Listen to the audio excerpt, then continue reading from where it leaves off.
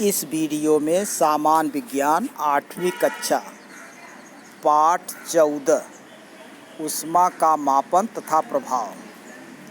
जैसा कि आप लोग जानते हैं कि पिछली कक्षा में आपने देखा है कि ऊष्मा यह ऊर्जा का एक रूप है जो अधिक तापमान वाले वस्तु से कम तापमान वाली वस्तु की ओर प्रभावित होती है। कहने का मतलब कि जिसका तापमान अधिक रहता है वह कम तापमान वाली वस्तु की ओर जाती है। जैसे अगर बर्फ़ को हम हाथ में पकड़ लें तो हमारे हाथ का तापमान अधिक है तो हमारे हाथ का तापमान निकल करके बर्फ़ में जाता है, इसीलिए हमको बर्फ़ ठंडा महसूस होता है। तो किसी वस्तु का तापमान यह वह वस्तु कितनी गर्म या कितनी ठंडी है यह दर्शाता है। ठंडे वस्तु का तापमान गर्म वस्तु के तापमान से कम होता है, इसलिए हमको आइसक्रीम ठंडी लगती है। आपने देखा कि ऊष्मा देने पर पदार्थ का प्रसरण होता है, फैलाव होता है उसमें, तथा पदार्थ ठंडा करने पर उसमें आंकुचन उसका होता है।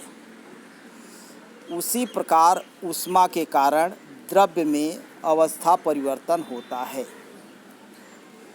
ऊष्मा की एसआई प्रणाली में इकाई जूल है तथा सीजीएस प्रणाली में ऊष्मा की इकाई कैलोरी है। 1 कैलोरी ऊष्मा 4.18 जूल के बराबर होती है। 1 ग्राम पानी का तापमान 1 डिग्री सेंटीग्रेड बढ़ाने के लिए जितनी ऊष्मा की आवश्यकता होती है वह ऊष्मा को हम 1 कैलोरी कहते हैं। अब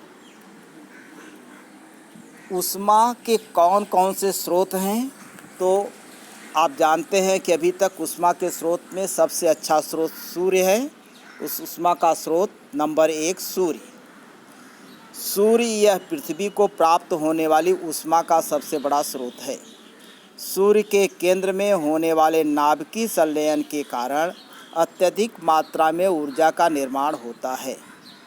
नाभिकीय संलयन प्रक्रिया में हाइड्रोजन के नाभिक का संयोग होकर हीलियम के नाभिक तैयार होते हैं और उसी से ऊर्जा की निर्मित होती है। इनमें से कुछ ऊर्जा प्रकाश तथा ऊष्मा के स्वरूप में पृथ्वी तक पहुंचती है। ऊष्मा के स्रोत में नंबर 2 पृथ्वी है। पृथ्वी भी ऊष्मा का स्रोत है।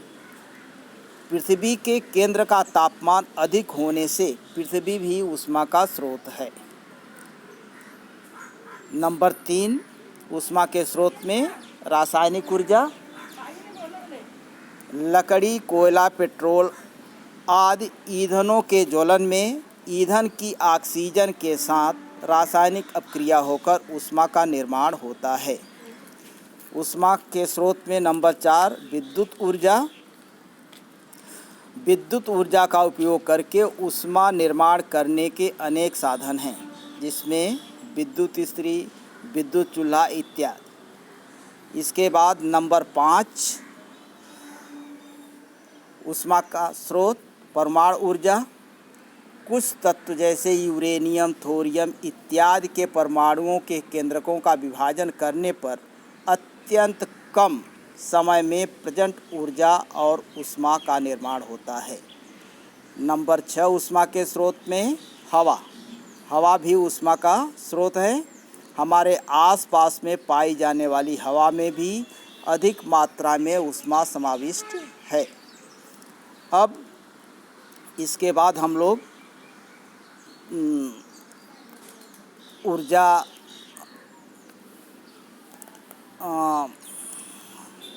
धन्यवाद।